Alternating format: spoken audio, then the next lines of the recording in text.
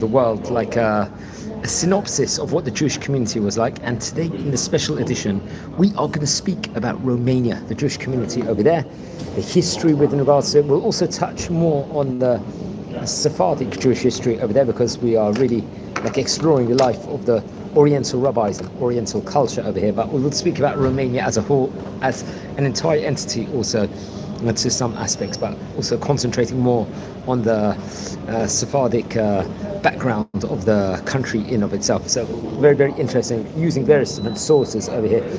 Just using, there's an excellent synopsis given in the World Jewish Congress over here that states over there the presence of Jews in Romania dates back to Roman times, when the country was a province called the Dacia, or Dacia. You can pronounce it in different ways over there. So a small number of Jewish people settled along the Black Sea during successive decades. They would engage in trading in several earlier Romanian port cities. It was not until the end of the 14th century that a substantial number of Jews arrived in the country, having been expelled at that point from the Kingdom of Hungary. And the following century would see the establishment of organized Jewish communal life, with communities established in Lassi and several other towns in the region of Moldavia, which is obviously now known as Moldova.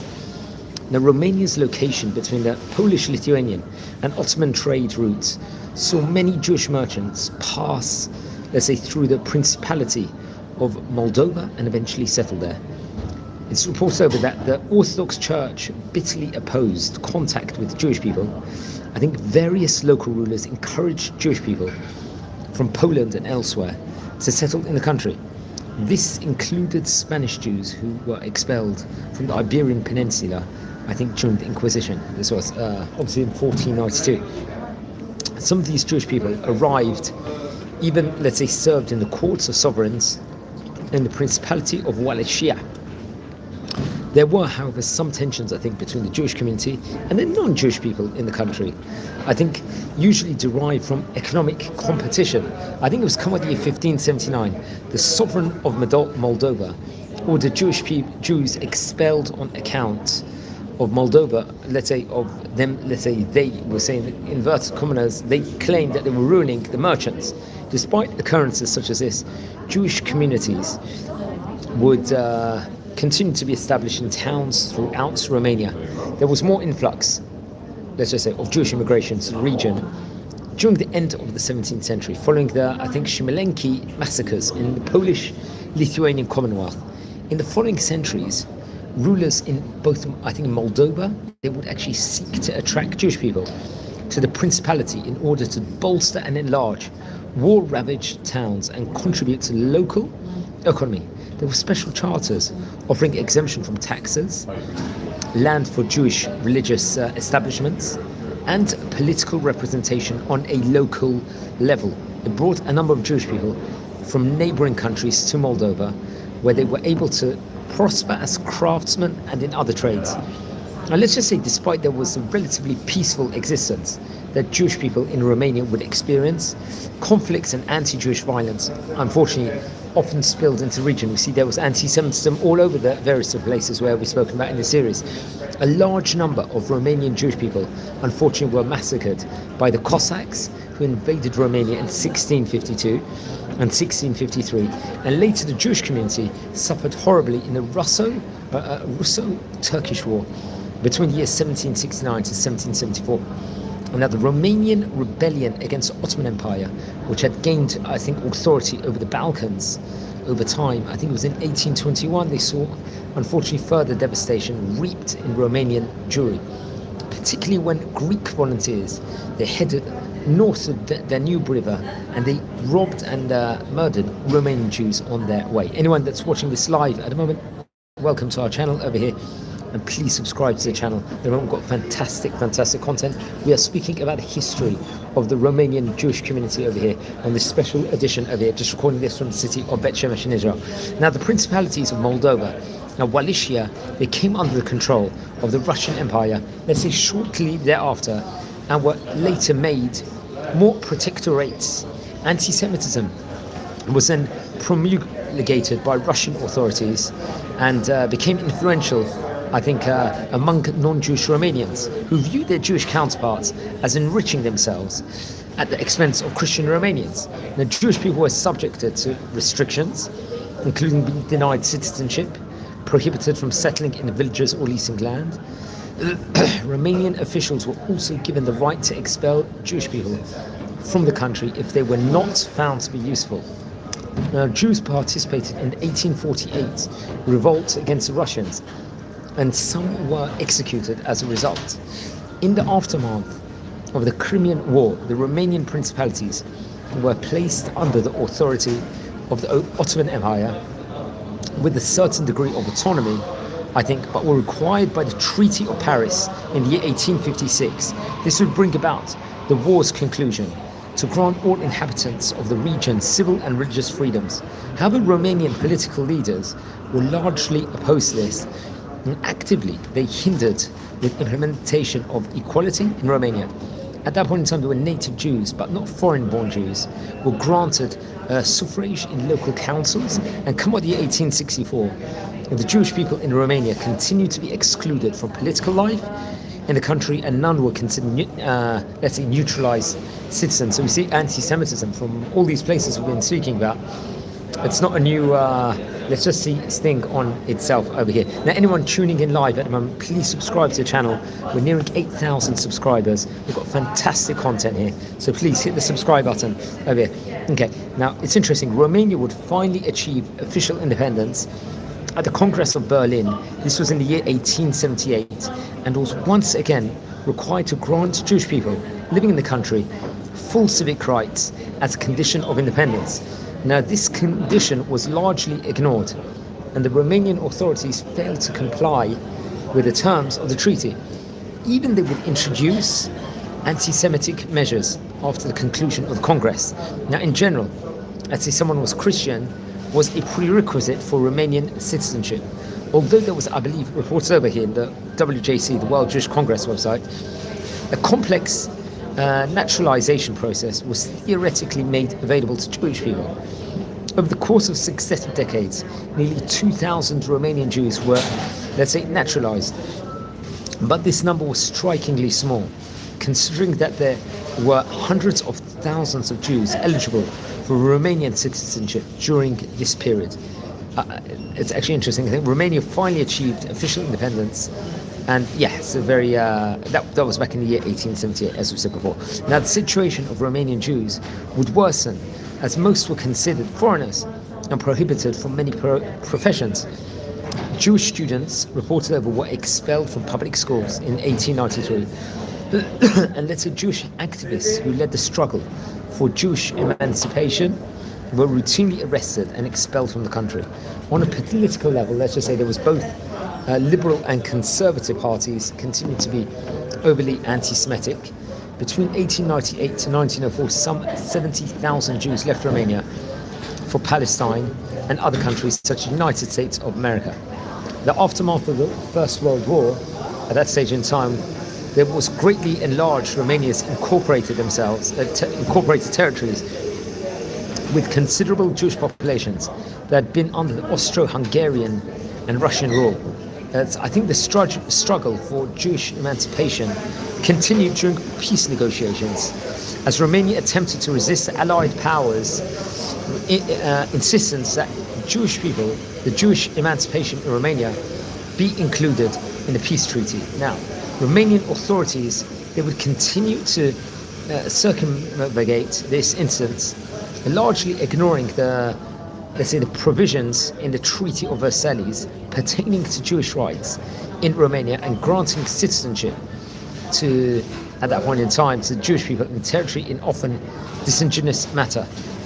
Let's say that though the neutralization of Romanian Jews were added to the Romanian constitution in 1923, there remaining a striking discrepancy between the language of the law and its application. Many professions remained closed to Jewish people, and Romanian officials continued to persecute Jews legislatively. Now, I think despite that unfavorable situation, Jewish people played an important role in the transformation of Romania from a feudal system into a modern economy. Many Romanian Jews lived in the cities and helped contribute to the industrialization of the country in the interwar years, though their involvement in several industries, including trade, craftsmanship, and artisanry. And I think come with the late 1920s, the first national Jewish deputies and senators were elected to the parliament as members of the Jewish party. However, they faced severe discrimination in parliament and were even physically assaulted by some of the more anti-Semitic members. This was reported over in the World Jewish Congress website of it. Now, come 1933, there were no more Jewish members in the parliament. And let's say, unfortunately, Romania began to embrace its own, let's say, brand of fascism. There was a rise of the wicked Hitler and Nazis in Germany. Efforts to completely Romanize the country saw Jews facing widespread discrimination. Anti-Semitic measures were enacted by Parliament. Let's say limitations based on ethnic origin were introduced in some industries, and Romanian universities to limit, and in some instances would outright ban Jews from sectors of Romanian society. Heavy taxes were imposed on many Jewish enterprises and banks to ruin them and remove Jews from parts of the country. Now, I think it was following the Second World War. The Romanian monarchy was abolished, and like the king, the country's chief rabbi, his name was Rabbi Alexandru Safran, who was also compelled to flee at that point in time.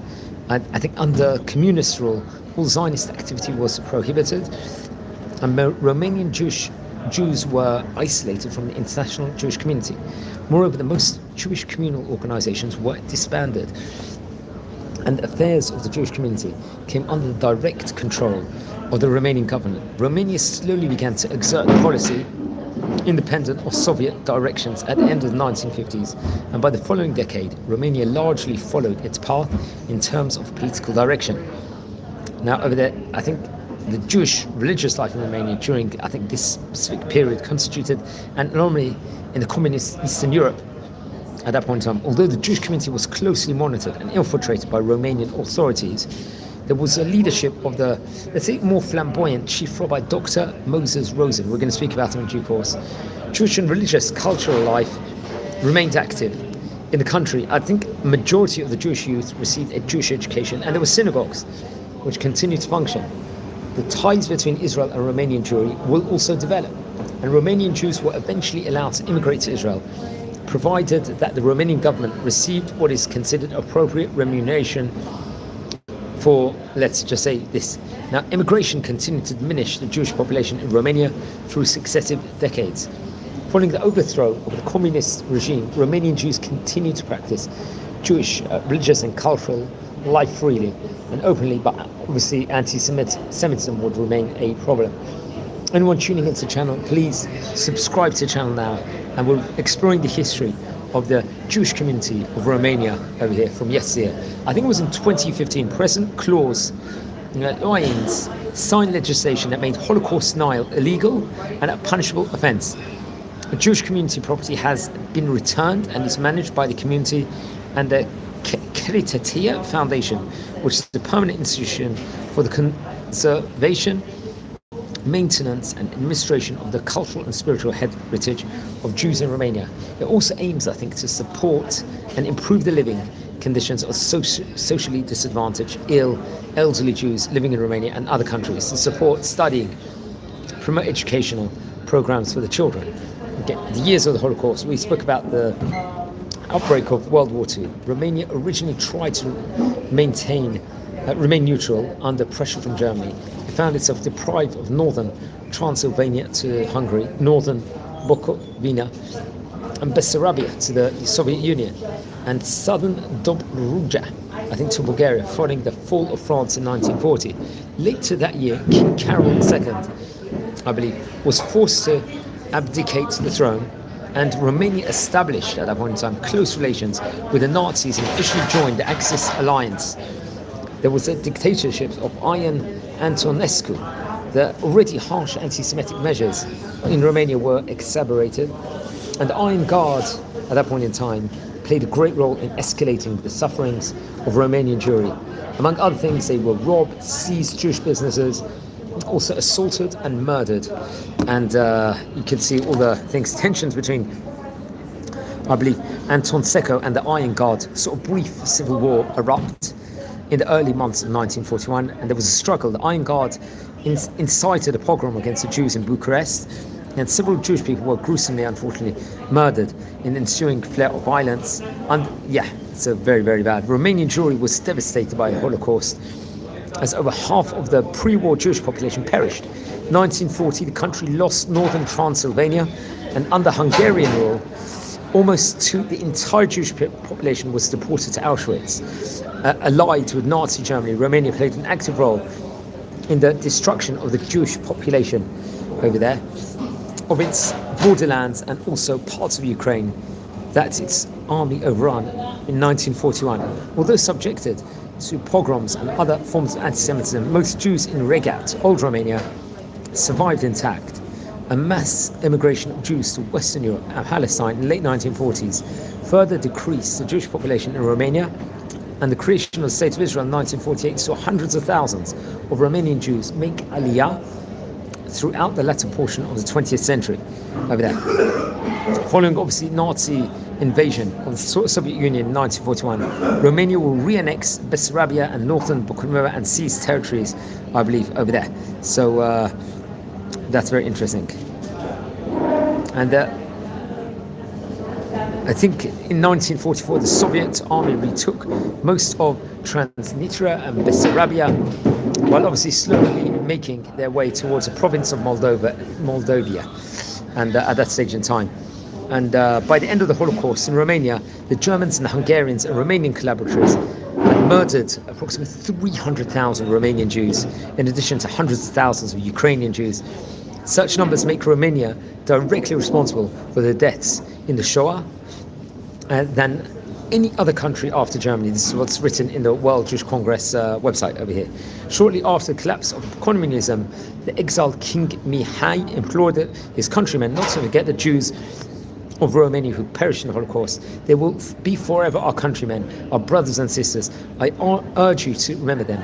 His mother, Queen Eleanor, was recognized by Yad Vashem for efforts to relive the plight of Romanian Jews over here. The demography, I think Hebrew University, there's a demographer, some of the names Sergio Della Perigola, estimated the Romanian Jewish population to be between 9,100 to 17,000 by about 2002.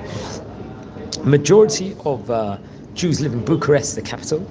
Other significant communities include in Cluj, Lassi, Timisoara, and Oradea. And there are also, I think, Jewish people living in the main cities of the regions Moldova and Transylvania over here. I'm just going to take a short break, anyone that's joined in with exploring the history of Romanian Jewish community.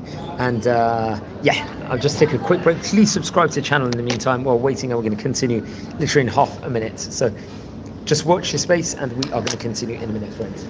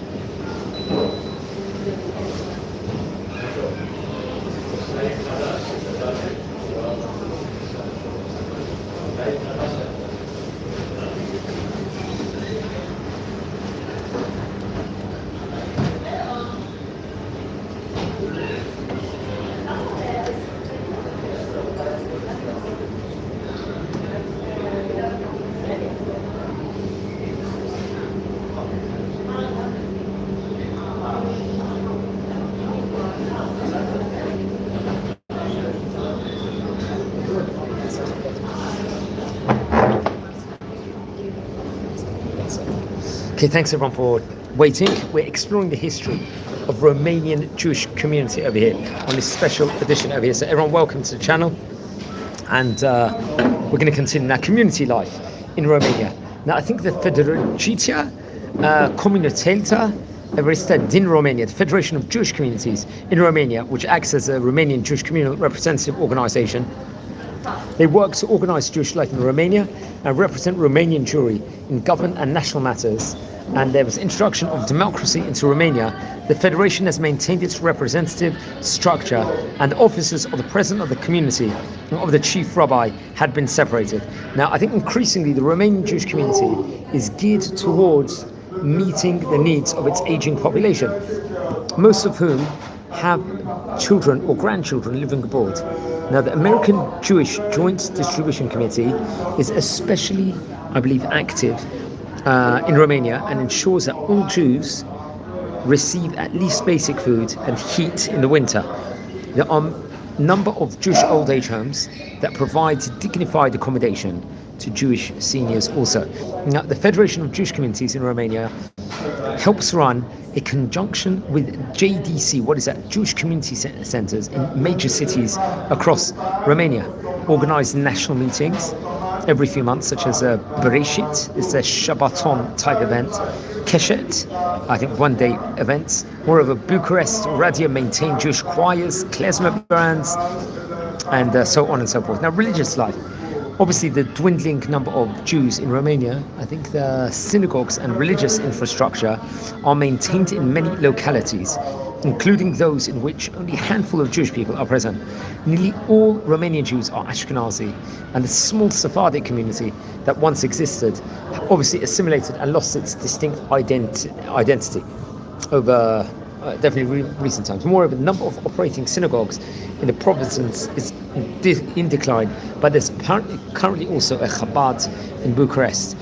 Obviously, kosher food is available in Romania, especially in Bucharest, Timișoara, Lassi, Ordeia, and Brasov. Now, Jewish education. I'm not too sure about the kollels or ultra-Orthodox Jewish education, but there's a Jewish day school in Bucharest, I think currently, including the Magna Cum Laude Root Educational Complex, which I think was established by Ronald S. Laude Foundation in 1997, and independent institution. It's regarded one of the best schools in Romania, and in 2006 a high school was opened. For the most part, to have most of Romania's few Jewish children receive at least rudiments of Jewish education in the community's Talmud Torah courses. This is what, according to the World Jewish Congress website. In terms of secondary education related to Judaic studies, the Babis Bolia University in Cluj is the seat of Dr. Moses Carmeli Institute of Hebrew and Jewish History. The institute, let's just say, offers a range of courses, especially on research on Jewish topics, a Goldstein-Gorin Center for Jewish Studies, and the Youth State University of Bucharest. Most of the students and researchers at both institutions are actually non-Jews. There's the Elie Wiesel National Institute for Studying the Holocaust in Romania that was opened in 2005 under the auspices of the Ministry of Culture and Religious Affairs, and is charged with researching Romania's role in the Holocaust, as well as, let's just say, publishing documents relating to this event. Now, youth, I think there's different youth organizations over there. Let's just say, I think funded by the JDC, Jewish educational activities, Jewish identity, connection to Israel, and so on and so forth. There's a Jewish media there also, the Federation of Jewish Communities. I think they have a monthly newspaper, Realitatea Evrisaka, I think it's in Romanian, in Hebrew, and in English, and a publishing house, I think, run by the Federation called HaSefer, if I'm not mistaken also. There's a number of notable Jewish sites in Romania, including the monumental synagogue, notably the Choral Temple in Bucharest. I'm not too sure what affiliation of synagogue is this. And in a number of Romanian cities, including Arad, Brasov, Lassi, Ordeia, Timișoara, and Târgu Mureș. Significantly, Romania, let's say, is one of the few countries in Eastern Europe in which remnants of shtetl life can still be absorbed, primarily in towns such as Raduti and Dorohi in Moldova. I think in Lassi there is a monument in the Jewish cemetery dedicated to 10,000 Jews massacred in the year 1941. Now, the Jewish Museum in Bucharest is housed in the formerly United Holy Temple, once one of the, let's say, pretty synagogues in the city, including materials devoted to the history of, at that point in time, of Romanian Jewry, and including its fate during the Holocaust, as well as a Jewish contribution to Romanian culture. Now, it's interesting, the Elie Wiesel's childhood home is in Sighet, is also maintained as a Jewish museum and a monument to the writer also. I think in 2005, the Holocaust Museum was established in the synagogue of Simlu Silvani that is dedicated to Jewish the Jews of northern Transylvania who perished in the Holocaust. In Israel and Romania maintained full diplomatic relations, and uninterruptedly since 1948. Romania was the only communist country to maintain relations after 1967. In 2018, they announced it would be moving its embassy in Israel to Jerusalem. Okay, that's interesting. I actually didn't know that one. Let's explore a few of the rabbis at the moment from Romanian Jewry at the moment. I think it's important we explain who are some of the rabbis, and we'll go more into Sephardic history of Romania. Rabbi Menachem HaKohen, he lived between July 1932, passed away quite recently, in 29th of August 2025, about just over 2 months ago. He was an Israeli rabbi, he was a writer, he was a thinker and a politician. He headed the religious worker faction in the Histadrut trade union. He was a member of the Knesset for the Alignment between 1974 to 1988. Served as the chief rabbi of Moshavim movement and the Histadrut. Between 1997 to 2011, he held the post of rabbi of Romanian Jewry. Now he was 93 when he passed away. He was born in Jerusalem during the Mandate era and was educated in Jerusalem in the Slobodka Yeshiva, and he would be certified as rabbi. He would start military service in 1951 in the Nahal Brigade, held the post of chief editor of the Army's rabbis publications between 1951 to 1955. Between 1952 and 1954, he would serve in the religious ceremonies offices in general staff. He went on to work as a rabbi in the Navy from 1955 until 1956. I think in 1967 he would become the rabbi of the Moshavim movement, and then later would be the Histadrut rabbi between 1968 to 1979. And it's interesting, one time he would meet the Lubavitcher Rebbe while he was in the Moshavim, Rabbi Menachem Mendel Schneerson, who would give him 4 Torah scrolls as a donation. And in 1973, he would be elected in the Knesset, re-elected 1977, 1981, 1984. Interesting enough, and would leave in 1988. He was author of books, The Stones Speak, History and Folklore about the holy places liberated by the IDF. That was another book. And various other books also there. Another key rabbi, let's just say, I think he was Rabbi Jacob Yitzchak Nimi Roa. Now, he was also a rabbi, he was the Ashkenazi rabbi that would take on a Sephardic rabbinic post. I think he was also leaning more towards the reform side of Romanian Jewry. Well, let's speak about him anyway over here, because we're really an Orthodox channel. We really celebrate Orthodox Judaism over here, but we're going to speak about him over here. So he was born in 1872, actually in Lemberg, which is part of Austro-Hungarian Empire, also known as Lviv in Ukraine. He passed away in November the 18th, 1939 in Bucharest in Romania. And he was a Romanian modern rabbi, a theologist, a philosopher, historian. He had more reformist trends in Western and Eastern Europe. He would serve as the first chief rabbi of Romanian Jewry between 1921 to 1939. He was a member of so he would have various different positions in Romania in itself. So I think, let's explore a little bit about him. He, as we're going to learn about, he would study in University of Bern and Hildesheimer Rabbinical Seminary also. So he was an ardent supporter of Zionism, an opponent of anti-Semitism, defended civil and human rights of Romanian Jews, led them to the path towards more modernization, let's just say, in of itself. He called it cultural Judaism. Obviously, we see that cultural Judaism can be quite dangerous in the fact that it can lead to people to assimilate also. This meant adhering to Jewish tradition while remaining open to Romanian language and culture, to universal influences. So we're going to speak more about him in a few minutes' time, and because he will take on a Sephardic pulpit role also. Now, Rabbi Moses Rosen was a chief rabbi for a staggering period of time between 1948 to 1994 of Romania. That is 46 years around, and that would make him one of the longest serving chief rabbis across the world. He was born in 1912. He passed away on the 6th of May in 1994. Very interesting episode. He was also the president of the Federation of Jewish Communities of Romania between 1964 to 1994. Anyone tuning in live, we're exploring the history of Romanian Jewish community at the moment. Okay, he led the community throughout the communist era in Romania and continued in that role after the restoration of the democracy following the Romanian Revolution in 1989. In 1957, he became a deputy in the Romanian Parliament. There will be a position he held through the communist regime. And after 1989, in the democratic parliament in 1980s, the Romanian authorities allowed him to receive Israeli nationality, and he was elected the president of the Council of the Jewish Diaspora Museum in Tel Aviv. So he was in office for 46 years. So he was born 1912 in the town of Moinist in the district of Bakel. He was the son of another rabbi. He was also known as Rav Gaon, the rabbi genius, Rabbi Abraham Aryeh Leib Rosen, who lived between 1872 and 1971, of Galician origin. In 1916, his father became a rabbi in another Moldavian town of Valtinkia and moved there with the whole family. He was, I think, there was a Chabad synagogue over there, and was one of the most esteemed rabbis.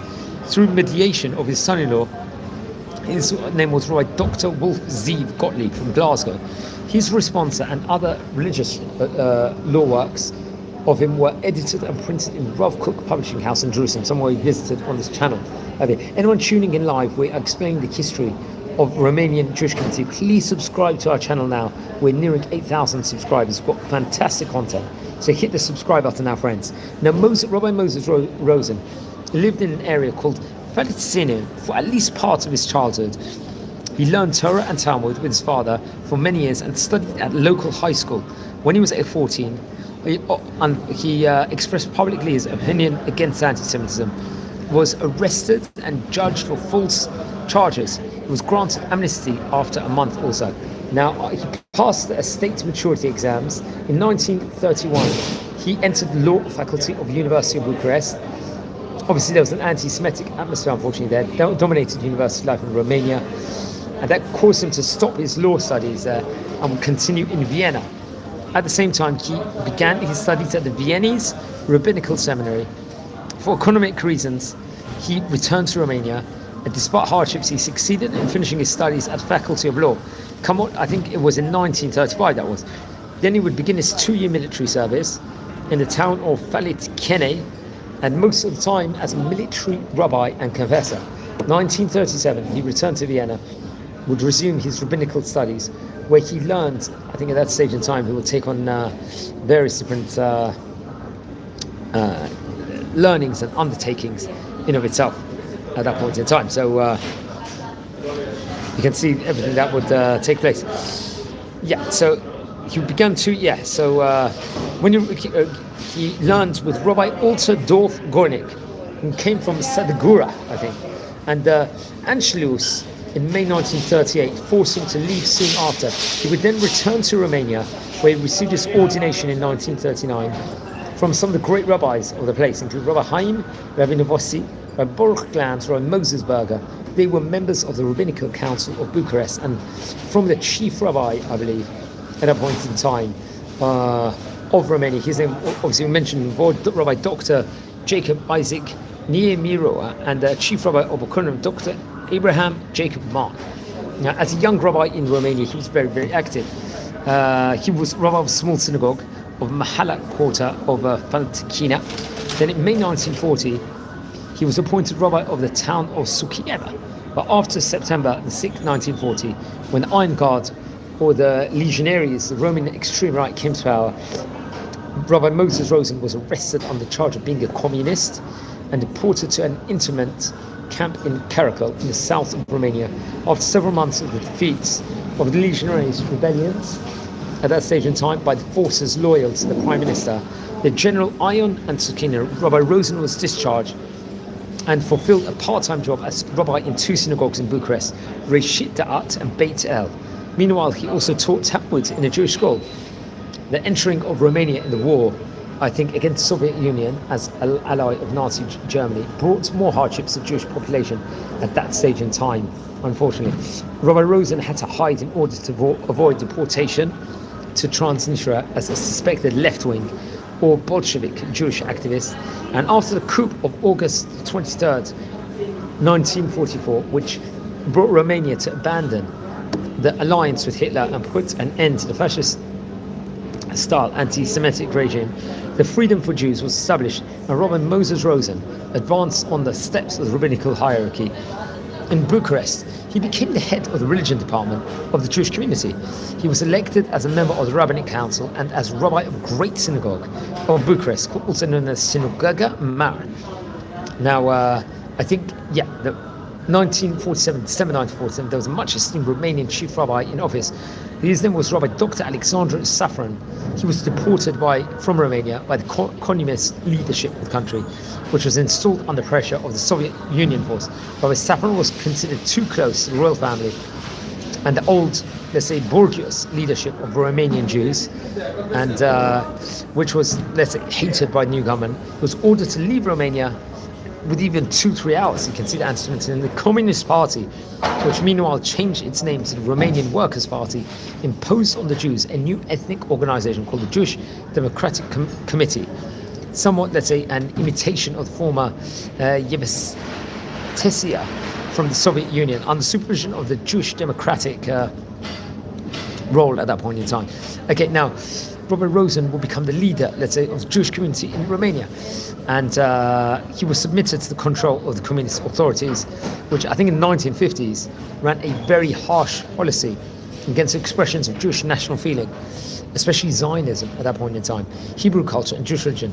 There was some tolerance, but mostly limited to culture in Yiddish language, openly, let's say, opposing the regime, which used, at that point in time, Stalinist terror methods, would be attracted, let's say, cruel individuals and collective repression and revenge, I think, measures. Now, after, I think it was having been allowed during June 27th to July the 6th, 1948, they would take part, I think at that stage in time, in the meeting of the World Jewish Congress in Montreux in Switzerland at that stage in time. This was following the Moscow's directives. The Romanian communist regime disconnected totally the Jews of Romania from the other Jewish communities in the world for a period of 8 years. That was, in those difficult circumstances, a diplomatic mission in Bucharest of the newly founded Jewish state of Israel remained active. 1948, the Rabbinical Council of Romanian Jews, led by Rabbi Moses Rosen, was coerced to sign a declaration of condemnation of the so-called Zionist activity of the former chief rabbi Dr. Alexandru Safran. So you see the anti-Semitism there, who was also meanwhile elected the chief rabbi of Geneva. Nevertheless, despite the formal membership in the Jewish Democratic Committee, I think it was Rabbi Moses Rosen, tried to keep a distance from the policy of the leaders of the committee, who desired to encourage Jewish secular culture, let's just say, I think even in Yiddish, on account of the Hebrew religious and secular one, to satisfy the ideology of the communist regime. The reserved attitude of Rabbi Moses Rosen, as it says over here on Wikipedia, the political and cultural line of the Jewish Democratic Committee, proved to be the diplomacy at that point in time. On March 1953, the regime again, as I say, inspired by Moscow, decided to rid itself from the committee and led to its voluntary dissolution. The press organ of the committee, UNIRA, was closed. I think in 1964, Rabbi Rosen, the chief rabbi, added to his functions that, as let's say, the chairman at that stage in time of the Federation of the Jewish Communities in Romania until his death. The position of Rabbi Rosen got strengthened following the change in Romanian foreign policy, the regime of George Dej in his last days, and the new, I think, communist leaders, let's say, at that point in time. There were big waves of Jewish immigration permitted by the Communist Party in the years 1947 to 1952. Again, the first years of the 1960s, approximately 40,000 Jews remained in Romania at that stage in time. Many, I think, will go to the United States of America, and I think it was around the time period of, let's say, after 1967, there was a joint distribution committee. The entire network institution was founded, such as old age homes, kosher canteens, medical and social assistance at that point in time, and Jewish cultural life also flourished. Summer camps with Jewish youth, Talmud Torahs, Hebrew language courses, and a series, I believe, of concerts and lectures, I think, under Jewish themes, respectively, at that point in time. 1979, I think there was permission of the Romanian regime, a museum of history of the Romanian Jews in the building of Unira Spanta of the Jewish, I think, temple in Bucharest. Rabbi Rosen continued working, and the encouraging immigration to Israel, study of Hebrew language and Jewish traditions and values, managing social work network, let's just say, and values for the Jewish population. It's interesting. On one occasion, Chief Rabbi of England, Sir Emanuel Jakubowicz, expresses enthusiastic admiration of Rabbi Rosen's achievements. Rabbi Rosen, let's say, felt like a proud Jew, while still being well acquainted, let's say, with Romanian culture at the same time. He became one of Romania's non-official ambassadors on the international scene. And I think after the 1989 revolution, there was much was changed. Rabbi Rosen was married since 1949. Okay, I think in 1992 he became an honorary member of the Romanian Academy. That's another thing. Rabbi Rosen was married since 1949 to Amalia. She was born in Rukenseen, and reports that the couple had no children. That's reported over here in Wikipedia. His elder half-brother from the first marriage of his father, Eliyahu Rosen, was a rabbi of the Jewish community in the Polish town of Oswiecim, Auschwitz, and perished sadly in the Holocaust with his family and the whole community. Now, Rabbi Moses Rosen's sister, Betty Bracha Rosen, married the future chief, would marry a future chief rabbi. I'm not sure which country, but would marry. Let's speak about Rabbi Alexander Safran. He lived between September the 1910 to 27th of July 2006, approximately 96 years. He was Romanian. He was also a Swiss rabbi for a period of time. He was a chief rabbi of Romania between 1940 to 1948, intervened with all authorities in the fascist government of Ion and Tunisco in an unusually successful attempt at that point in time to save the Jews from the Holocaust. His parents was Betzalel Ziv Safran and Finkel Reinhardt. He learned at the University of Vienna. He was also a theologian, a philosopher and a historian. So he was born in Bacau. He would receive a doctorate in philosophy from Vienna University, 1933. He would succeed his father as a chief rabbi of Romania in 1940, the youngest chief rabbi in the world at that point in time. In September 1940, Romania, allied in Nazi Germany under Nazi influence, had begun to introduce anti-Jewish laws. In 1941, all these unfortunately occurred. I think Romania's union of Jewish communities through the intervention with Nicodim Muntenia, the patriarch of the Roman Orthodox Church, convinced Anton Secker to revoke an order forcing Jews to wear the yellow badge. Shortly thereafter, the government dissolved all Jewish organizations. So Rabbi Safran and other Jewish leaders formed an underground Jewish council over there. And I think after the war in 1940, much would happen over there. After the war in 1947, he was forced to exile into Geneva in Switzerland. He became the chief rabbi of Geneva afterwards, actually, where he remained until his death. He would work with the United Nations, Red Cross, other organizations to improve human rights.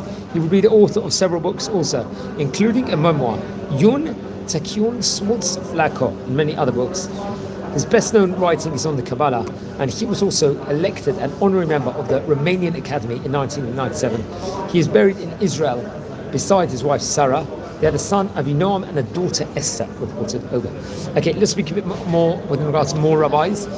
Also, a Sephardi, Spanish-Portuguese rabbi, also who was a big rabbi in Romania, was Rabbi Moses Gaster. He lived between 17th September 1856 to the 5th of March 1939. He was Romanian. He was later a British scholar, the Chacham of Spanish-Portuguese Jewish congregation in London, and a Hebrew-Romanian linguist. He was active in Zionism in Romania as well as in England. When 1899, he helped establish English Zionist Federation. Let's explore a bit within regards to him. So he was born in 1856 in Bucharest, and we're going to learn that he learned in the University of Leipzig, Jewish Theological Seminary in Breslau also, interesting enough. So, born in Bucharest, he actually came from a well-known Jewish Austrian family that settled in the Wallachia. At the beginning of the 19th century, he was the eldest of Chevalier Abraham Emanuel Gaster, who was the Council of Netherlands in Bucharest, and the grandson of Asriel Gaster, a prominent prosperous merchant in the community and a community leader. His mother was Penina Judith Rubenstein, came from a rabbinical dynasty which included Rabbi Levi Isaac ben Meir.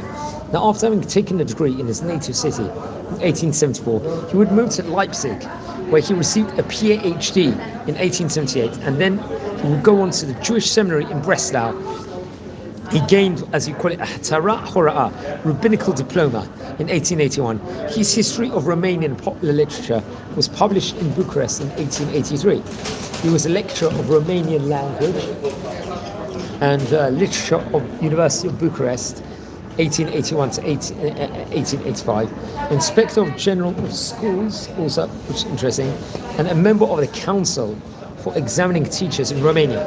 He also lectured on the Romanian Apocrypha, the whole, let's say, of which he had discovered in a manuscript.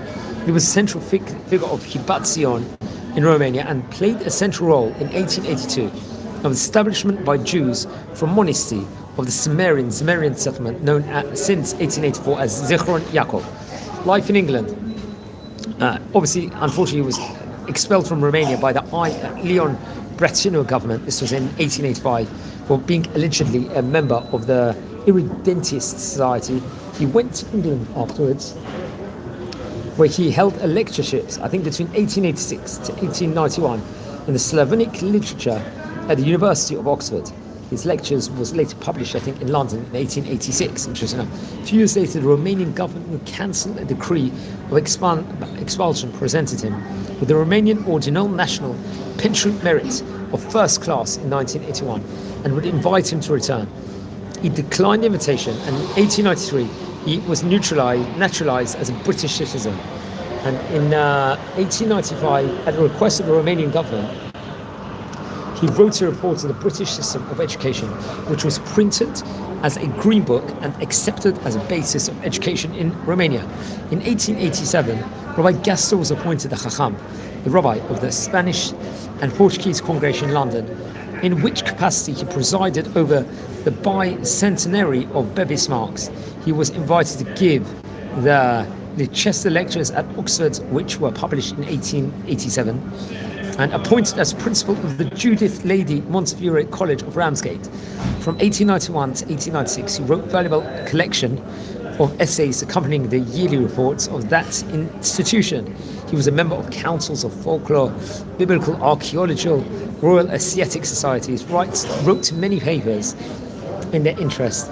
He was already ordained a rabbi, ever to become president of the Folker Society in 1907-1908. It's interesting, Rabbi Gaston was appointed one of the 6 members of the Honorary Board of Trustees of the Yiddish Scientific Institute, I think also known as YIVO, in Vilnius, alongside other people, including Simon Dabnow, Albert Einstein, Sigmund Freud, Edward Seppi, and Chaim Zitlowski. So really from a sphere of academic, he was very, very well known. He actually recorded a video about Robert Moses Gaster, I think about a year ago. Now, Robert Gaster was also a collector of manuscripts. He mainly in Hebrew, also Samaritan and Slavonic. At the outbreak of the Second World War, his collection was moved into safekeeping cellars in the centre of London. And however, I think water used to quench London fires saturated large parts of his collection, which made some of them items illegible in whole or in part. Now, I think fortunately many of them had previously been translated in Hebrew typescript. So the collection comprised 10,000 fragments in Hebrew and Judeo-Arabic from the Cairo Nisa or the Ben Ezra Synagogue, or in Old Cairo. I think more than some 350 Hebrew Kurdistan scrolls also feature here. Now, Robert Moses Gaster was a father of Jack and Theodore Gaster, and the grandfather of a woman, someone named Margarita Lasky, who was also son-in-law to Rabbi Michael Freelander, and the father-in-law to Neville Lasky, also respectively. He would write different works in which he invested 10 years of his life. Romanian the Chrestomathy, and a glossary covering the period from the dawn of Romanian literature down to 1830. Rabbi Gaster also wrote various textbooks for the Jewish community of Romania, made a Romanian translation into Siddur, and compiled a short Hebrew Bible history. And he was into scientific study, also folklore, it's reported over. Let's speak a bit more. We're going to go on about some more of the Sephardic rabbis in due course. Let's speak about the Sephardic Jewish history in Romania over here. So, just in general, no, Sephardic Jews played an important historical role in Romania. The number of the people in the country dwindled only to a few hundred, mostly living in Bucharest. There was unfortunately anti-Semitic pogroms, economic strife which would lead, I think, to the mass immigration out of the country, especially in the 20th century. Now, many of the Jews would settle in Wallachia in the 16th century under Ottoman rule, and there's evidence they began to settle as early as 1496 following Spanish Inquisition and the Alhambra decree respectively. And they arrived at that point through the Ottoman Empire, which was more, let's just say, welcoming towards Jewish immigration, I think, than other countries in Europe at that specific point in time. So very interesting. And then the communities over there, I think in 1730, there was following, let's say, the advice of the Jews, Daniel de Fonseca and Calabi Mansbali. He was then the ruler of Russia, and Nikolai Mavrokurat formally allowed Sephardic Jews to organize themselves in communities. Since then, according to the historian, someone named Lulio Barash, many Sephardim from the Ottoman Empire began settling in Romania.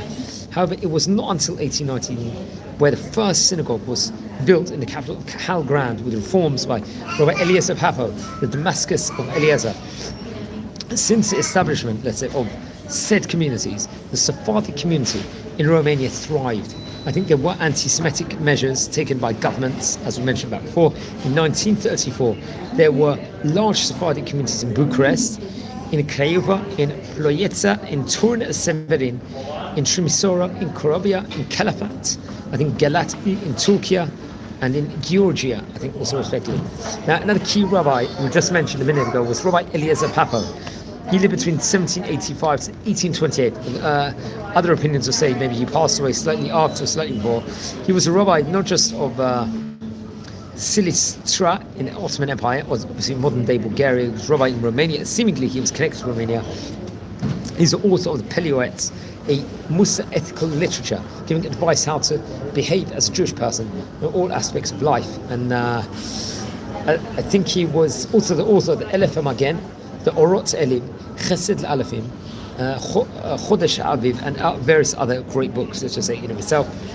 He actually moved to Bulgaria when he was 27 years of age, and another work he would write was a Beit Tefillah.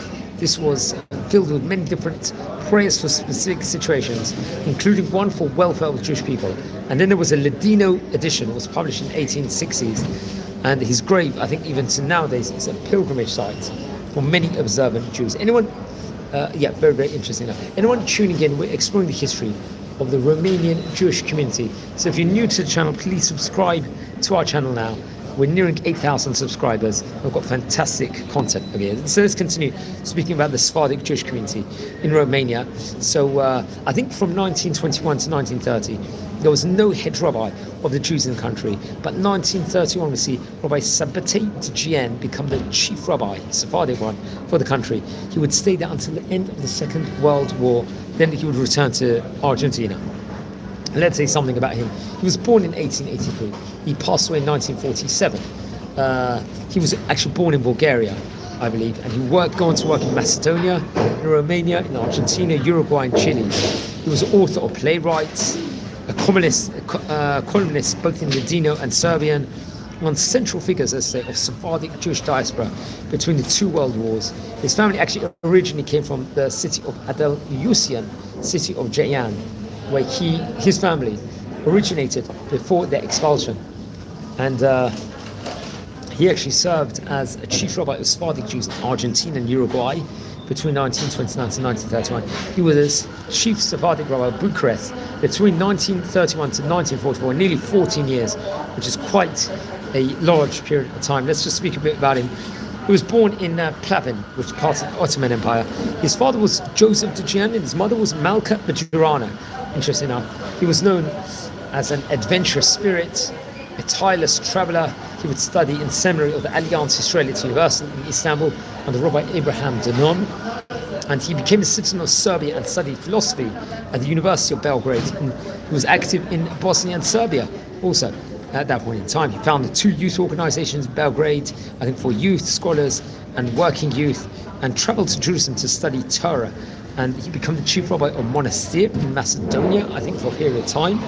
It was actually under the suggestion of Rabbi Alkalai, who would settle in Monastir, and he served the rabbi there at 1925 to 1928. Very, very active. We spoke about him in previous videos. I think he was leaning more towards, much more on the left with regards to Orthodox stream. of Judaism was much more liberal. It was some of the mitzvot that I would point out. Go to South America. I think immigrate to South America. He became the chief rabbi between 1929 1931. I think both of Argentina and Uruguay. He made efforts to unite the Sephardic community over there, and he would write plays over there, make Talmud Torah classes, I think, and Sephardic Jewish Youth Club also over there. And he became the chief rabbi in Romania between 1921 until 1930, I think. They didn't have their own rabbi, and 1930 was elected the Mer Rabbin. Sorry, in 1921, 1930, there was no Sephardic community, a rabbi, I think, they didn't have their own rabbi. So by 1931, he would become the chief rabbi till 1944. And his inauguration was celebrated in the Kahal Grande Synagogue, actually on September the 5th, 1931. He was highly respected. He had great cultural aspirations, lectures on history and philosophy. He was charitable in the field of welfare and was an active participant at the head of the Union of Sephardic communities alongside another name, Yosef Pinkas. He established a Jewish studies class at the Yeshiva Hall of the Kahal Grande for the first time since Rabbi Jacob Yitzhak Niemero's tenure before the community. And I think during that period of intensification of anti-Jewish sentiments, the Romanian during the Second World War, he was arrested multiple times. He was first arrested during the Legionaries' Rebellion and Bucharest pogroms in January 1941. He survived it. He oversaw the destruction of the Grand Temple rioters. He was one of the Jewish leaders taken hostage and put at threat of execution under hostile behavior against the Romanian people. The rabbi collaborated with Rabbi Niemera and Alexandra Safran to organize aid for Romanian Jews and exiles. Together with Rabbi Safran, in September 1940, he appealed to new Romanian dictator Ion Antonescu at the request to rescind the decree to close synagogues through the country. The appeal was partially successful, I believe. I think in 1944, when the fate of Romanian Jewry was not certain, the rabbi managed to escape from Romania. I think there was a Chilean consul general named Miguel Angel Rivera Gonzalez, who was succeeded afterwards in the Sephardic community in Bucharest by another rabbi, Rabbi Mordechai Ashkenazi, who became the next chief rabbi afterwards. He would leave 1944 and would visit British Palestine, Buenos Aires. He would work in Sephardic synagogues, I think on Comrade Street and Shalom Synagogue on Olera Street, also respectively over there. And very, very interesting. So that's more what we said. So going back to the Sephardic community in Bucharest, I think their situation was worse in general. In 1937, along with the rest of Jews in Romania, they suffered from anti-Semitic laws, obviously established by Octavian Goga's government, as well as Myron. But I think it was especially by the National Legionary State at that stage in time. And I think currently, following the establishment of communist regime, Romanian Sephardic Jews emigrated en masse to Israel. And there's several hundred Sephardic Jews, I think, currently living in Bucharest, if I'm not mistaken. But they don't really have an exclusive synagogue of their own. So there's a very small amounts of Sephardic Jews who emigrated to Bucharest in modern times, mostly from Israel. There's other notable Jewish people from Bucharest, especially from the Sephardic community. Jacob Levi Moreno, also known as Jacob Levy. I think he was born in 1889, May 18th, 1889. Passed away May 14th, 1974, so he lived about 85 years. He was a Romanian-American psychiatrist, a psychosociologist, and an educator. He was a founder of psychodrama and a foremost pioneer of group psychotherapy. During his lifetime, he was recognized as one of the leading social scientists. Interesting enough, let's just speak about him because he was a notable figure over there. He was actually born in Bucharest and in the Kingdom of Romania. His father was Morena Nissim Levy, a Sephardi Jewish merchant born in 1856 in Plevna in the Ottoman Empire. And Jacob's grandfather, Buchis, had moved to Plevna from the Constantinople, where his ancestors have settled there since they left Spain, I think, in 1492. It is thought that Morenas left Plevna for Bucharest during the Russo-Turkish War of 1877 to 1878. And following the Plevna Rabbi Chaim Jan Bejarano in search of a more hospitable environment, Jacob Moreno's mother, Paulina, was also a Sephardic Jew born in 1873, I believe. originated actually from Calarisi in Romania, respectively. How's it going? Yeah. So I think come 1895, a time of great intellectual creativity. Obviously there was political turmoil. The family moved to Vienna. He would go on to study medicine, mathematics, philosophy at the University of Vienna. He became a doctor of medicine in 1917. And he actually rejected the Freudian theory while he was a medical student and became interested in potential of group settings of therapeutic practice. He writes an autobiography, I think, on the account of Sigmund Freud in 1912 also. That's interesting. Much more can be said about him. Now, another head rabbi of the Sephardic Jewish community in Romania was someone named Rabbi Chaim Bejorano, a rabbi also we spoke about before. Now, anyone, if you're tuning in at the moment, you're new to the channel, please subscribe to the channel. We've got fantastic content. We're nearing 8,000 subscribers, so please smash the subscribe button now. I really appreciate it. So his full name, Rabbi Chaim Bejorano, was Rabbi Enrique Bechor Chaim Moshe Bejorano. He was born in the 1846. He passed away in August 23rd, 1931. He was a Sephardic Jewish Torah scholar from Bulgaria. He was a Hebrew poet and a scholar of Ladino language over there. He lived, I believe, and worked for many years in Romania, which was Ottoman Turkey, and he led the Sephardic community in Bucharest for 32 years, later serving as rabbi in Turkey. So he's very much a Romanian rabbi, you could say. And he was actually born in Stara Zagora, in Danube Violet, he was. The period of Bulgaria. He was the son of Moshe Bejorano and Kelo, also known as Calderon. Kelo was a daughter of Rabbi Yitzhak Baruch of Pleven. On his father's side, he is a relative of Sabbatei de Gian, through to Gian's mother's Malka. So that's interesting. We just mentioned him. He was also chief rabbi. His family, the Bejoranos, are theorized to have originated from the city of Bejar in Castile, but others disagree and believe the city of origin was Beja in Portugal. As a child, he studied Torah with his maternal grandfather, Rabbi Yitzhak Baruch Calderon, and when he turned 12, he moved back to his parents, and he would complete his studies across several yeshivot, including Rabbi Nissim Alkala, he would learn under. And when he's 17 years of age, he was ordained as rabbi. He would begin his work in the city of Rus in Bulgaria. He taught in the Talmud Torah. One of his students was a famous man we spoke about before, Solomon Abraham Rosanes. He was, remember, a famous historian and a bibliographer. We actually recorded a video about him. He was one of the famous historians of the last 200 years. And during this period, he would study English, French and German, and taught the Hebrew at Alliance Israelite Universal School also. He would work in Romania. He arrived in Bucharest in 1878. He was a refugee and served as a rabbi and a preacher in the Sephardic synagogue in the city. He held that position for a staggering 32 years. He was a director of the boys' school of the Sephardic community there also, which is very interesting, and taught Hebrew in 1896 in the theology department at University of Bucharest.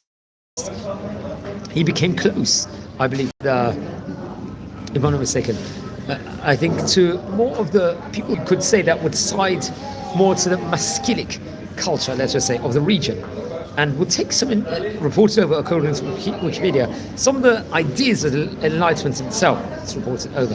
He took an active part in the establishment of a historical society by Dr. Liu Barash, which dealt with history of the Romanian Jewry. Historian Grigoro Toshilesho invited him into the university to translate inscriptions of gravestones in Hebrew, Turkish and Arabic. He approved the construction of the restoration of the Kahal granite, and a rededication would take place, I think, come the year 1890. It's reported over that point in time, 1890. Yes, that's we're talking about over 130 years ago here from the time of recording. 2 years later, an organ was added to synagogue to play a musical accompaniment on Shabbat and other holidays. Now remember, this would be more of a reform practice, and if he suggested it, I don't know if he was happy with it. I don't know that in himself. So this would be more a tendency that more, I would say, the more reform or conservative synagogues will do. So I don't know if that would stay or that will change or that's for a short period of time. He was often a guest at the King's Palace as a guest of Queen Elizabeth, Isabel of Wied, who appreciated his wisdom. He had knowledge of French, English, let's say German, also Italian, Turkish, Persian and Arabic, and he sometimes acted as an interpreter for the foreign minister at the court of the king. And he also assisted the Romanian general Vasil Harișo-Nastru in recording the history of Romanian War of Independence. He helped translate inscriptions and documents from Turkish, Persian and Arabic. He was an early supporter of the Hobby-Sion in Romania and corresponded with other intellectuals, including Theodor Herzl, Max Noda and Eliezer Ben Yehuda. He was an advocate for the important Sephardic pronunciation of Hebrew and published articles in contemporary Hebrew newspapers such as Hamagid and Ha-Batzelet, as well as Ladino newspapers, Telegraphs and El Tempio. He also wrote for Romanian newspapers Albina, Ejelatetia, Revista Israel, and Adevăr. That's what saying himself. In Romania, he was honored with the Knight of the Romanian Court. He was praised by someone named Ernest, I'm not sure his last name, for his French to Hebrew translation of Jules Simon's Natural Religion. He was also active in the Italian language and culture dissemination society of Dante Alighieri. Also, he would later on go on to become the chief rabbi of Turkey in Adirn, which is on the border of Bulgaria. He would serve the community's chief rabbi, established a Jewish school there, tried to help the Jews of the city during the Balkan Wars, which was devastated. I think after the retirement of Rabbi Chaim Nachum Effendi as a chief rabbi of Turkey in 1920, Rabbi Jano moved to Istanbul, was elected as a chief rabbi of K Makam of Turkey. He was widely regarded as a transition period between the Ottoman Empire and the modern Turkish Republic. As a member of the transitional generation of Sephardic Jewry, he participated both in halachic tradition as well as an affection of Eretz Israel, the land of Israel, and modern culture. He corresponded with other intellectuals, including Rabbi Moses Gasser, Rabbi Chaim Nachum Bialik, Anatolio Freish, and Georges Clemenza, and many others. Let's just say so. Let's explore some of the history of the synagogues now in Romania. Anyone tuning in, we're exploring the history of Romanian Jewry here on a specific special edition. So we're just going to list a few of the synagogues. I think in the area of Timursi there was a fabric synagogue. There was a Yosefin synagogue, which was in the year in 1910. I think the fabric synagogue maybe is currently standing. The Timisoara Orthodox synagogue and synagogue Kuza Vodo Street.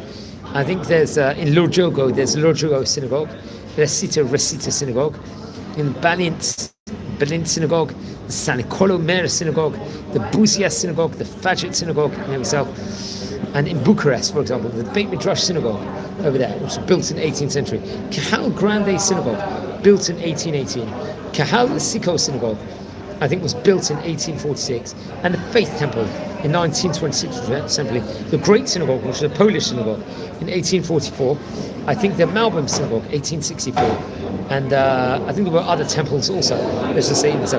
The Beit Midrash Temple was also a synagogue at that point in time. Let's speak about that. I think it was a former Jewish congregation in the old Jewish district of Bucharest, and in 1886, Ashkenazic synagogue itself, respectively. It was founded in 1781 as the first wooden synagogue. It was completed in 1812, and it was named after a Jewish woman's husband's name, Beit Midrash Naphtali and Taub synagogue. The building was also known as Beit Midrash Veshi, I believe, and a replacement of the wooden synagogue was completed in 1896. The building was burnt, I think, in 1941, and the synagogue was restored in 1947. Now then there's another synagogue, Grand Spanish Temple, also known as the Cal Grand. I think originally it was a former Orthodox Jewish synagogue, and it was completed in 1818 and demolished in 1985. It was a Sephardi synagogue over there also, and it was one of the most beautiful Jewish buildings in Bucharest, it was known as.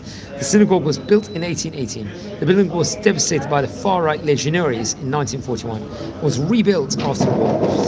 However, in 1985, the building, along with the Malbim synagogue and Spanish small temple, were demolished to make room for the Union Boulevard in Bucharest. And I think Rabbi Eliezer Papa was the first synagogue rabbi, and then I think Rabbi Moshe Yitzchak will later on become. Rabbi El-Mali will also serve as a rabbi over there of the community, and then it will be headed by Rabbi Bajirano, I believe, and which was then being nourished more into modern culture. He was devoted in his efforts to preserving Ladino language and renewing ties between the Jewish community and Spain after all the disasters that occurred, as you say, of the Spanish Inquisition. And not much from what we just did mention about him at that stage in time. And unfortunately, the synagogue was looted in 1941. Military forces came in, and the synagogue was burned, I believe, at that stage in time. Then there's another synagogue called the Spanish Small Temple, also known as the Kal Kiku. It was a former Jewish congregation and synagogue. It was completed in 1846, once again demolished in 1986 in totality. Another Sephardi synagogue. I think it was devastated once again by the legionaries in 1941, and made room for the Union Boulevard once again. Let's speak a bit more now with regards to Rabbi Jacob Itzhak Nemirunova. We spoke about him before. We said that he was more leaning towards the reform side of Judaism. Over that, he learned in universities. He was also a supporter of Zionism, an opponent of anti-Semitism, and he defended civil and human rights of Romanian Jews. He really was into cultural Judaism, as we said before. And in 1911, despite he was Ashkenazi, he was invited by the Old Sephardi Jewish Community of Bucharest to be its rabbi. He functioned as rabbi of Bucharest Garrison, an examiner of new Hebrew language teachers at that stage in time. He was a speaker of the Jewish minority of Romania, and he took part of the Paris Peace Conference in 1919, together with Dr. William Fidron, and the leader, or let's just say, the founder of Union of Native Jews, who became the close partner in the defense of Romanian Jewish rights. Now, Rabbi Nemirunova bore witness to the recognition by Romanian authorities of civil rights of all Jewish people. In 1921 in Bucharest, after the traditional Orthodox Rabbi Chaim Shor failed in assuming the leadership, Rabbi Nemirunova would then be elected the Grand Rabbi of the Old Kingdom. 1936, he was reconfirmed as a chief rabbi of the Federation of Jewish Communities in Romania, and succeeded the centralization and recognition by the authorities of the organization of Mosaic cult of the Romanian Jews, united under the leadership of all Jewish communities in Romania, from traditionalist Orthodox to modern Orthodox, called until the communist era the Jews of Western Rite and Neolog Jews of Translator. Let's now speak about the Great Synagogue of Bucharest. It's also known as a Great Polish Synagogue, and it was completed in 1847 by the Polish Jewish community. The building is also, I think, currently used as a museum. So the architects of this synagogue include Israel Herz, Asher Enkel, Peter Androsko, and Gian Loka, I believe. It's a neoclassical synagogue which was completed in 1847, made of brick. Yeah, I believe it's made of brick, and it was repaired, I think, in 1867, redesigned in 1903, repainted at a later stage in time, and it was used to host weekend religious services. Dr. Rabbi Moses Rosen was rabbi of the congregation, as mentioned before. He was the chief rabbi of Romania. Let's speak a bit more with regards to the Sephardic Jewish community again over there I think from the Middle Ages until the modern times in Romania lived three distinct but neighboring principalities, Wallachia, Moldavia and Transilvania, located in an area of intersection of the borders of the several powerful kingdoms, let's just say, and emperors. Their territory became the area of dispute at the same time. We'll talk about how after the first setting foot on European soil in 1354, the Ottoman began their rapid expansion on the continent at that stage in time. That's something we have to point out over here. Anyone tuning in at the moment, we're exploring the history of Romanian Jewry over here on this special edition over here. So please, everyone, join the channel. We're a community here that's learning about the history, very, very famous history of really Sephardic Jewry, but we're trying to explore everything we possibly can now. I think period of Ottoman Empire in Romania, we see from the Middle Ages to the modern times, the Romanians lived in obviously those three areas. I think the whole Balkan Peninsula became a Turkish ruled territory, and Constantinople was captured by Muhammad, I believe, the second in 1453. Suleiman and someone named Magnificent captured the city, I think, of Belgrade in 1521. And I think 1526 there was a bottle of Mahax at that point in time. The end of the 17th century and the beginning of the 18th century brought about changes in politics in Romania and Central and Eastern Europe. The Ottoman Empire failed to capture Vienna in 1868, if I'm not mistaken. at that stage in time. So there was a lot of changes at that point in time. Let's speak about Sephardic Romania over here. I think, as we mentioned before, in 1496 they came, many of the Sephardic Jews, stemming as a result of the Iberian diaspora. In 1718, the first Hacham Bashi over there, Rabbi Betzalel Cohen, the son of Rabbi Naftali Cohen, Sultan Mustafa III's protege, let's say, was appointed by the Romanian Prince Alexandre Ypsilanti. These, let's say, Hacham Bashi would be in charge of all the Jews in the entire country at that point in time. His office was in Jassy, but he still had jurisdiction of the Jews in the more southern part of the territories of Wallachia.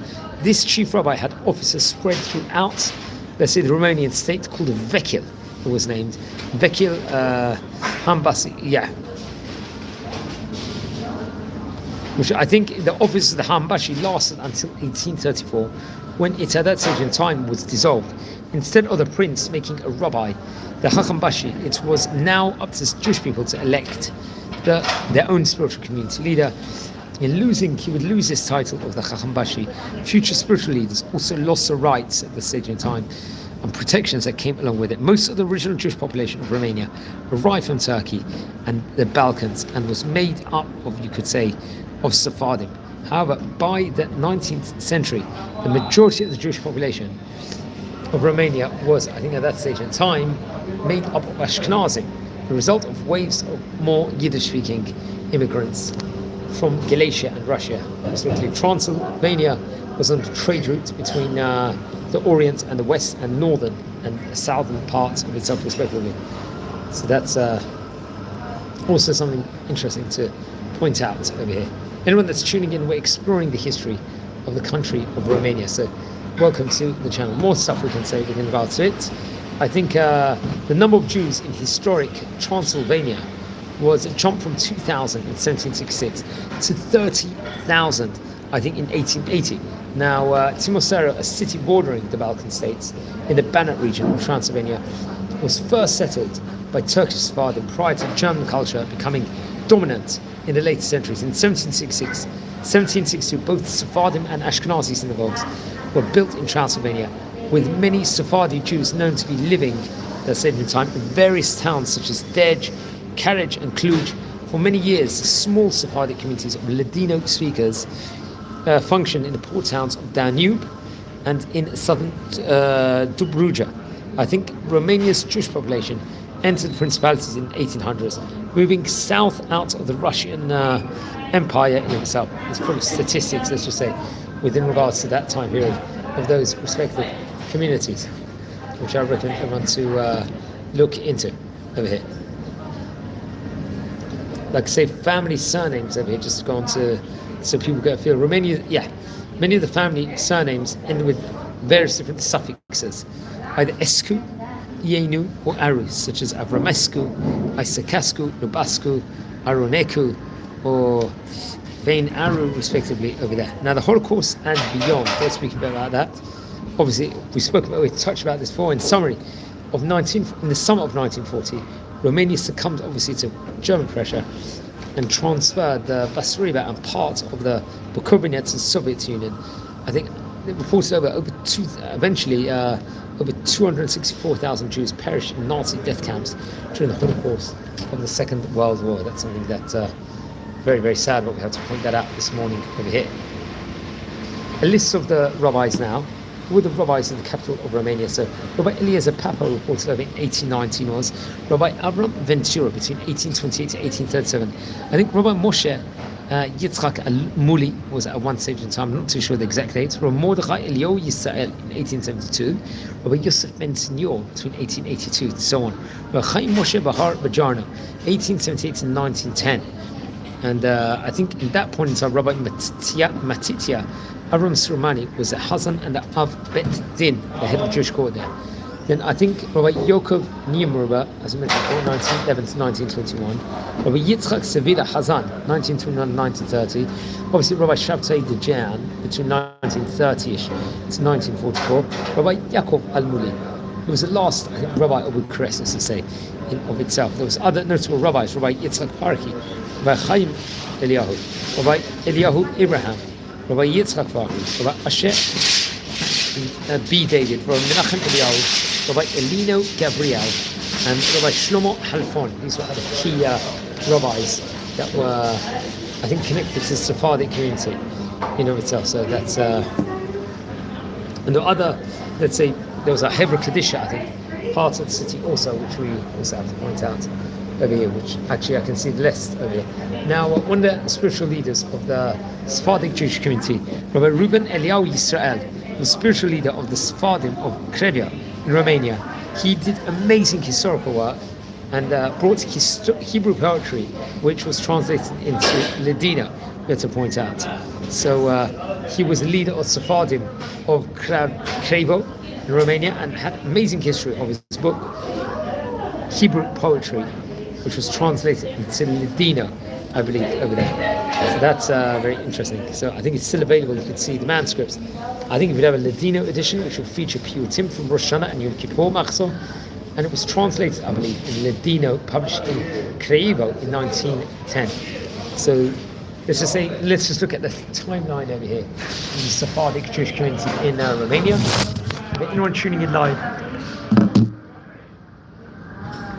we're exploring the history of the Sephardic Jewish community in Romania. I'm just going to take a very short break just for a minute, and we're going to continue and then conclude in the coming minutes. Okay.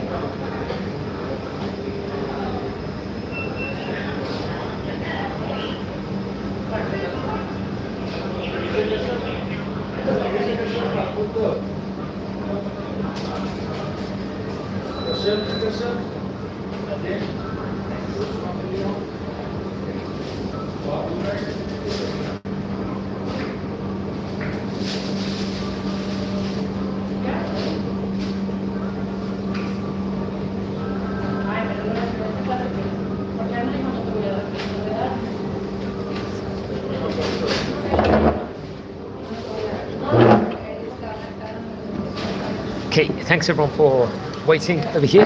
We're exploring the history of the Jewish community of Romania over here on this special edition over here. So thanks everyone for tuning in. Now let's just have a short timeline of the Sephardic Jewish community of Romania. I think in the 16th century, the first Sephardic Jews would arrive in Wallachia from the Ottoman Empire. Some people say that it was in the late 1500s or late 15th century. I think in 1600 there was a first unification of Romanian principalities under Michael the Brave over there at that point in time. I think in 1730 the Prince of Wallachia, on the advice of someone named Daniel de Fonseca and Keleby Mantbali, allowed the Jewish communities to be organized. In 1819, first Sephardic synagogue was built in Bucharest. 1859 saw the unification of Moldavia and Wallachia. 1877 saw Romania gains of independence from the Ottoman Empire. 1890 would see the Kahal Grand Synagogue rebuilt in Bucharest. In 1918, the Greater Romanian formed after World War I. 1934, Sephardic communities reported in multiple Romanian cities. 1940, Romania joins Axis powers in World War II. 1941, the Kahal Grand Synagogue was destroyed in pogrom. 1947, the communist regime established in Romania. In 1955, the remains of the Kahal Grand Synagogue was demolished. In 1989, Romanian Revolution, fall of communist regime. Now, early in the Sephardic settlement in Romania, at the moment, what's interesting is Sephardic Jews first arrived in the Principality of Wallachia from the Ottoman Empire in the 16th century. In 1730, the Prince of Wallachia, on the advice of Daniel de Fonseca and Kelebi Mentzbali, allowed Jewish communities to be organized. However, a Sephardic synagogue was not built until 1819. The original Kahal Grand Synagogue was rebuilt in 1890, but it was tragically destroyed in a pogrom in 1941, and its remains were finally demolished in 1955. Now, the communities, Sephardic communities, as of 1934 in Romania, including Bucharest, which had the largest one, in the Craiova, in the Ploiesti, in Turnu-Severin, in Curabo, in Timisoara, in Calafat, in Brăila, in Galate, in Tolkia, in Constanța, and in Giurgura in of itself. Very interesting enough. Now, according to historians, main rabbis there was Eloi Barash. He was the rabbi of the Sephardic community in Fort Casni at that point in time, maybe 1930s, and Rabbi Moses Gass was a Sephardic community in Alba Iulia. Interesting enough. So we know Sephardim in Romania mostly came from the Ottoman Empire. There was only 2 Sephardi synagogues in Bucharest, and obviously we mentioned about Rabbi Moses Gass already. He was the Chacham of the Spanish and Portuguese Jews of London and the eminent academic, and there was a Romanian Jew questionably described as Sephardic. So who was Lilui Barash over here? Let's speak about him for a minute. I'm not sure if it's the same person himself. Maybe he lived between 1815 to 1863. I'm not sure if I've tried to find his information, but I got from an encyclopedia. He was a writer, he was a philosopher, he was a popularizer of science, and received traditional, and he would get a rabbinic career. He came under the influence of Hebrew writers such as Hirsch Mendel Pineless and Yitzhak Herzl, and turned his attention more to secular reading, I believe. He studied philosophy. This man, it's another key, he'll take a Sephardic pulpit, if I'm not mistaken. He was, if I'm not mistaken, I think he would study philosophy in 1836 at the University of Leipzig. 1839, he transferred to the University of Berlin and earned a degree in medicine in 1841. He was a student. He was friendly with someone named Moritz Steinschneider, with whom he prepared an edition of Sadi Gaon's Emunat V'Deot, and contributed to journals such as Sion in Hebrew and Sulamit in German. In 1841, he moved to Bucharest to work as a physician. He was appointed professor of natural sciences at a local college in 1851 and school surgeon in 1855. He became the first Jew to lecture at Romanian University, which is also very, very interesting. Now, I think it was somewhat more can be reported about him. I think in the year 1850, he would, if I'm not mistaken, to 1852, he published the first Romanian text. Let's say popularized sciences at that point in time, and in 3 volumes. I think between 1856 and 1869, he edited the magazine Le Sisau Nature. 1858, he founded the first hospital for children in Romania. And he was also, I think, involved, let's just say, in this Haskalah movement also. He was one of the first maskilim in Romania. I think in 1839 to 1840, he wrote a set of polemic articles on Hasidim in Poland, if I'm not mistaken, that was published in various newspapers, I believe, at different points of time. That has to be pointed out also. So I think, I think he actually became the principal of the first Haskalah-inspired school in Bucharest. Instruction was actually given in German, and in Vienna in 1856 he published the first volume and the issue over there of a specific book. I was trying to find out the name of it. I think it was actually named, if I'm not mistaken, the Otsal Chochmah, the thesaurus of science, if I'm not mistaken. It was an early modern philosophical and encyclopedic work in Hebrew, let's say, to disseminate from modern philosophical and scientific knowledge among Eastern European Jews. I think in 1858 he was one of the founders of Israelite Roman at that stage in time. The Roman Israelites, the first Jewish bilingual newspaper, which was published, I believe, in Romanian and in French. And in 1862, he was one of the founders of Société de Culture Israélite, and organizing, let's say, promoting ideology of Haskalah. Remember, Haskalah would veer off a lot of the Jewish people away from Judaism, you have to point out. So it was seen as like a very negative thing by many rabbis and historians, Orthodox historians. It maybe was detrimental in various different aspects also. That's something I have to stress over here. He was a supporter of Jewish social integration and militant emancipation. At that stage in time, he would write open letters, I think, to Mr. Israel Pink. And I think it was very much against anti-Semitism, though. And he would try to bring Jews back, that people that no longer attended synagogue.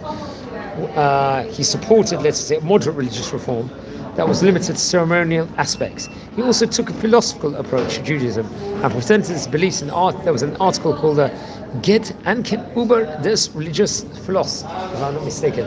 Also, so that's something I'll just point out also. And he wrote many different publications all throughout his life, we have to point out. So so we did mention about it beforehand also. So he was, you could say he was leaning more on reform, obviously being part of Haskalah at that stage in time. So that's another rabbi we are speaking about today. We tried to get a history. I didn't speak much about the current Romanian Jewish community over here in today's edition. Obviously there's a Chabad present at the moment in Romania. There's I'm not too sure how many synagogues are still active, I would say, but there is still a Jewish community over there, and so on and so forth. So this was a special edition where we're exploring the history of the Romanian Jewish community.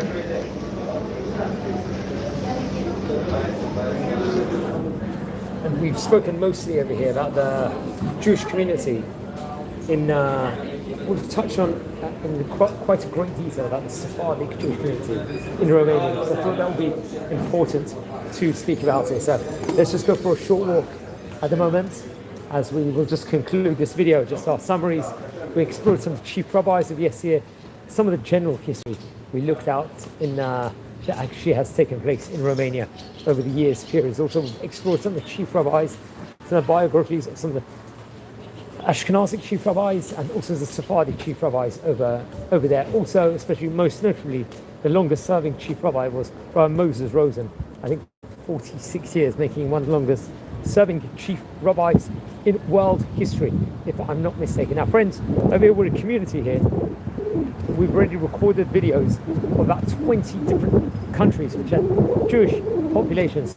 So today we spoke about Romania. We delved in more with regards to Sephardic community and history. It was quite a long video, more than 90 minutes, but we tried to brush as much as we possibly could within regards to Jewish community history over here. So that's very, very interesting. We recorded videos already quite recently on more South American countries. We still need to do a video on Argentina, but we spoke about Brazil last week, Costa Rica, we spoke about El Salvador, and last night we even spoke about Uganda. Interesting. So we're really trying to touch in and learn what actually occurred in all these different places. We spoke about Afghanistan, Pakistan, Gibraltar, and Brazil, Venezuela, Peru, Cuba. So the plan is to go delving more. So we went inside Romania, and hopefully Bezrat Hashem, we're going to explore more of the countries of yesteryear. So friends, on this channel we don't just record videos, history videos of Jewish communities. We're also at the moment currently recording videos on history of the different Rabbanim. We've already recorded biographies of a staggering 1,353 rabbis yesteryear here on this channel. That's something that I have to point out at the moment. So we're really going from strength to strength at the moment on that field. We have to state that also. And also we do tours all over Israel, exploring some of the archaeology of Israel. We're very, very lucky. We did some tours yesterday. I did some recordings in Jerusalem, yesterday, and very, very good content coming up. So if you're new to the channel, please, friends, subscribe to our community and join, as we are nearing 8,000 subscribers, which is a phenomenal achievement, friends, over here. And just recording this here from the city of Bet Shemesh. We do tours also all over Bet Shemesh. Another exciting project we're working on inside this series is that we record with different rabbi or Jewish personality here of modern day. So we like to talk about the past, and we like to talk about the present also of the Jewish communities. And we get a special rabbi every single day to say over some wisdom within regards to inspire us to the Jewish community in of itself. So I think it's very, very important that we do all these endeavors and all these projects at the moment. So Romania, very, very interesting. If any of you watching on the chat at the moment actually descend from Romania, or you've got Romanian descent, please write a comment here inside the video. It'll be interesting to hear you guys' stories. Are you from the Ashkenazi community originally in Romania, Sephardic community, or so on and so forth? It'll be interesting. I don't personally have many relatives. I've actually got an uncle. My aunt's married someone, I think he was from Romania. They obviously made Aliyah at a later stage in time, but that's probably, you could say, my association with Romania in of itself. But it's always great to hear Jewish history. Maybe some of the other more Eastern European countries we're going to do videos on also in due course, and really concentrate a bit more on the Sephardic side of the history over there. Not many people would speak about it, so it's very, very interesting. So just going for a drive at the moment inside the city just after the video. So just to sum up over here, friends, we've spoken about Romanian Jewry here on the special edition, the community that there was in Romania. We didn't really talk so much about what's a culture like in Romania, so that would have been, it's a shame we didn't really get to speak much about that in regards to foods and so on and so forth. But yeah, the Jewish community now in Romania is much smaller than it originally was back in the day. It was huge, huge, especially I think before the war started, the Second World War especially, and unfortunately Romania took a very bad role, I think, in the World War at that stage in time, as we spoke about in great detail over here. So watch your space. We're going to have a lot of great video content come up, Bezrat Hashem, here in the, let's just say, in the next day, this week especially. And we're going to try and explore more country videos, exploring the Jewish history, the life and the sounds and the scenes of various different places. So everyone, thanks for watching at the moment. Please don't forget to subscribe to the channel if you haven't subscribed yet. We're a community here and we're growing very strong, and really appreciate all the fantastic feedback. So friends, we're going to leave it here. Take care and have a great day. If you actually, you know, as a special treat, I'm going to let you guys watch some of the street scenes over here as I'm driving. Just to give you guys just a synopsis of different scenes, and then we will call it a day for you guys over here. So just enjoy the land of Israel. I'll just drive you around just for a minute on some sights and scenes of Israel.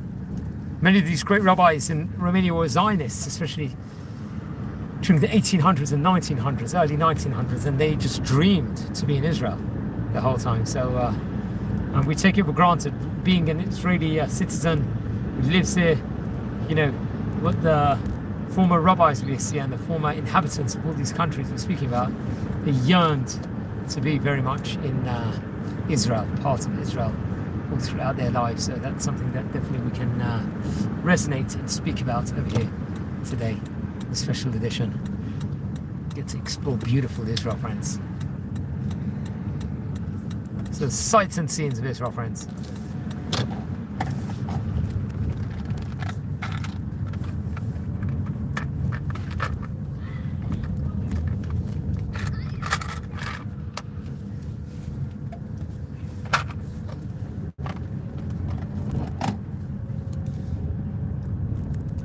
Just on my right, we're going to go past this massive archaeological field over here. Very interesting.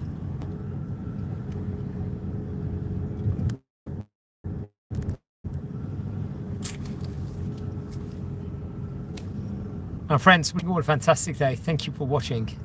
I really appreciate all the great feedback. And yeah, just a special treat right at the end here, just showing you guys some of the sights and scenes of this beautiful country of Israel. Nothing beats Israel. We love it, we cherish it, and we grow together. So once again, anyone in the comments, you want to tell me if you're from Romania or anything like that, please let me know. If your family's descent from Romania, please let me know. I would love to hear more information.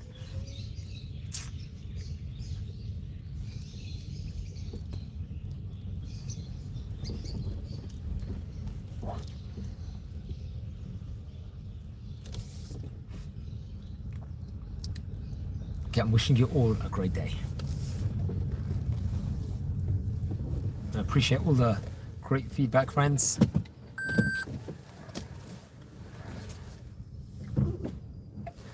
Very, very interesting. And please, everyone, subscribe to the channel. And really appreciate all the good feedback. Watch your space for more great content. Have a great day, guys. Thanks.